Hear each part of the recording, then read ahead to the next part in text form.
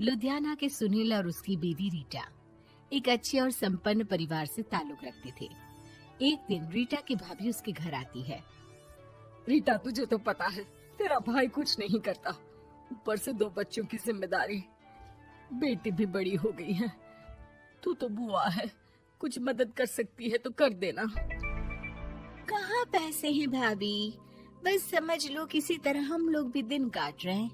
2 ही तो कार है और मेरी बेटी भी बड़ी हो रही है। अब उसके लिए कार लेनी है तो 10 लाख का खर्चा तो लग ही जाएगा। तभी वहाँ सुनील आ जाता है। अरे शशि, क्या है, तू हमेशा पैसों के लिए परेशान क्यों रहती है? वैसे क्या जरूरत थी बेटी की शादी इतने बड़े घर में तय करने की? अरे पैसे नहीं थे तो ऐसे ही कर देती कहीं शादी। इतने बड़े होटल में क्यों कर रही है शादी? लेकिन यहाँ तो मामला शादी का है, डेट तय है। दरअसल तेरे भतीजे के पीएफ के पैसे आने हैं, पर उसमें देर हो रही है। जैसे ही पैसे आ जाएंगे मैं तेरे अकाउंट में डलवा दूंगी। ठीक है, हम लोग सोचकर बताएंगे। तभी वहाँ भतीजा आ जाता है। फूफा जी, आप लोग ही मदद कर सकते हैं, वरना तो कैसे काम होगा समझ में ही नहीं आ रहा। मैं वादा करता हूँ जैसे ही पैसे आ जाएंगे मैं आप लोगों को वापस कर दूंगा। हाँ भाई, ठीक है। अब देख भाई, हमारे लड़के तो सारा दिन घर पर पड़े रहते हैं, ना कमाते हैं ना कुछ कमाने की इच्छा रखते हैं। लेकिन चल, ये ले, कितने पैसे चाहिए? जी 4 लाख रुपए। ठीक है, लेकिन पैसे ध्यान से वक्त पर वापस लौटा देना।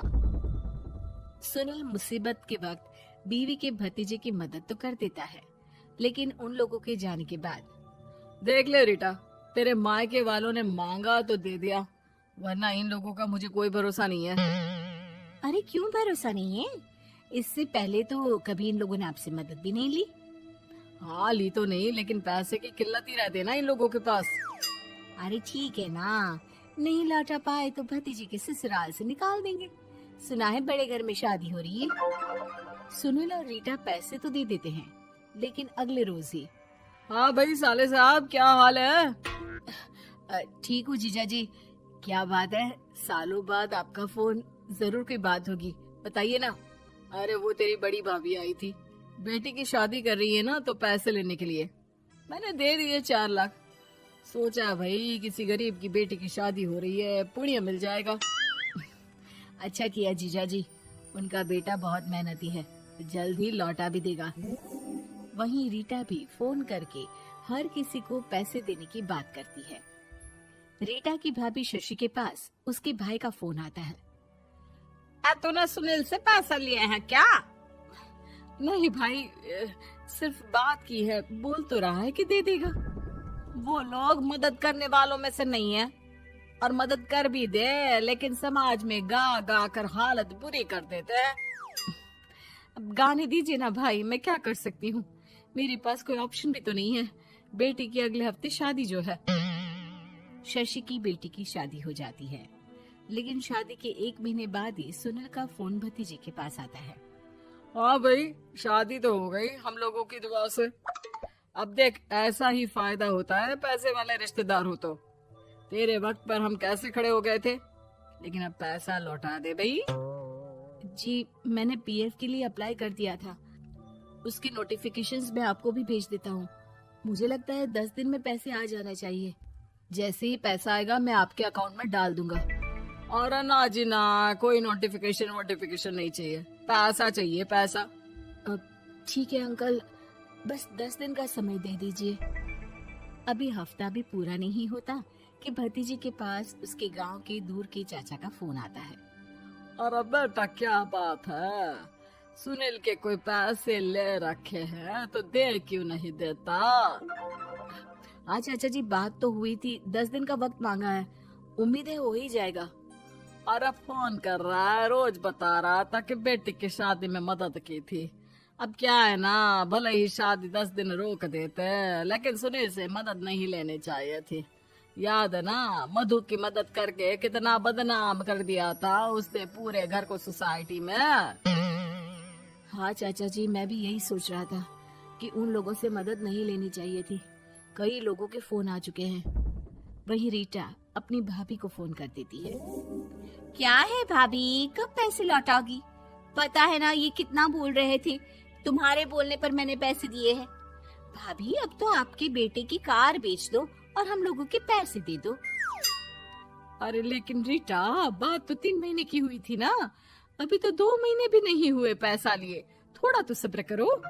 नहीं नहीं भाभी, वैसे मेरा बेटा टिक्कू आ रहा है आप लोगों के घर रहने के लिए, उसको अच्छे से खिलाना पिलाना, समझी। भाभी को समझ में नहीं आता कि वो क्या करे। वो बेटे से बात करती है। अरे माँ, इन लोगों से मदद लेकर सच में बहुत बड़ी गलती कर दी। मुझे खुद समझ में नहीं आता कि कैसे इन लोगों के पैसे जल्द से जल्द दे दूं। तभी डोरबेल बजती है और रीटा का बेटा टिक्कू घर में आता है। आओ बेटा, मामी के घर पहली बार आए हो रहने। आप पापा बोल रहे थे कि आप लोग पैसे का ब्याज तो दे नहीं पाओगे, तो तब तक मैं यहीं रह लूं। और हाँ, मैं एसी के बिना नहीं सो पाता। आप लोग अपना देख लेना और पैसे जल्दी लौटा देना, क्योंकि मैं थोड़ा जल्दी जाना चाहता हूँ। रीटा का फोन शशि के पास आता है। भाभी, पैसे कब तक दोगे? बेटे की विदाई के बाद शशि के घर का माहौल बिल्कुल बदल जाता है। वो हर वक्त बेटे से उसके पीएफ के पैसे पूछती, और पीएफ यानी कि सरकारी काम। आजकल में पूरा 1 महीना और बीत जाता है। भाभी, मैं और ये अमेरिका जा रहे हैं, घूमने के लिए पैसों की बहुत जरूरत है। रीटा, मैं पूरी कोशिश कर रही हूँ कि जल्द से जल्द पैसे का इंतजाम कर दूं, लेकिन पक्का नहीं बोल सकती। तभी सुनील का फोन भतीजे के पास आता है। देख माना 3 महीने की बात हुई थी पैसे लौटाने के लिए, लेकिन अभी मुझे पैसों की काफी जरूरत है। मैं अमेरिका जा रहा हूँ, तो पैसे मैंने किसी से ब्याज में पकड़ लिए हैं। तू हर महीने 4 लाख का 20,000 ब्याज डाल देना मेरे अकाउंट में। सुनील फोन रख देता है, लेकिन भतीजा काफी परेशान हो जाता है। वो ऑफिस से शाम को घर आता है कि माँ पूछती है, क्या हुआ बेटा? बेटा माँ को सारी बात बता देता है। माँ भगवान के सामने हाथ जोड़कर खड़ी हो जाती है और रोने लगती है कि तभी बेटे का मोबाइल पर मैसेज बजता है। माँ, पीएफ के पैसे आ गए। और वो ऑनलाइन ही सुनील के पैसे वापस कर देता है। भला हो भगवान का। लेकिन आज एक बात तो समझ में आ गई, मदद हमेशा उन लोगों से लो जो मदद के बदले आपसे मदद में दी गई रकम ही वापस लें, ना कि समाज में आपकी इज्जत।